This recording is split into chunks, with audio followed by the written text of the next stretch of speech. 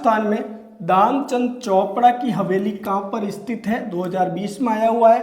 तो ध्यान रखना, राजस्थान में दानचंद चोपड़ा की हवेली है वो सुजानगढ़ में स्थित है। कहाँ स्थित है? सुजानगढ़। और सुजानगढ़ कहाँ आया हुआ है? चूरू में। तो याद रखना है, सुजानगढ़ चूरू में दानचंद चोपड़ा की हवेली स्थित है।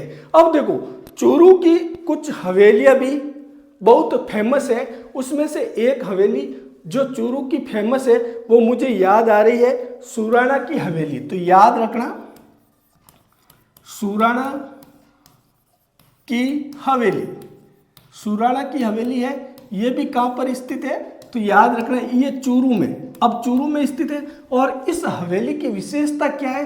तो ध्यान रखना, इस हवेली में 1100 खिड़कियां और दरवाजे हैं। कितने हैं? याद रखना, 1100 क्या है?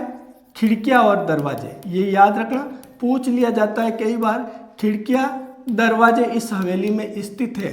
यदि आपसे पूछ लिया जाए 1100 खिड़कियां दरवाजा वाली हवेली सुराणा की हवेली कहाँ स्थित है, तो चूरू में है।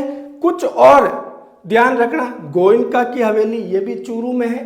गोयनका की हवेली चूरू में है, याद रखना, लिख देता हूं। ये तो ये हो गया इंपॉर्टेंट। दूसरा देखिए, गोयनका की हवेली ये भी कहाँ है?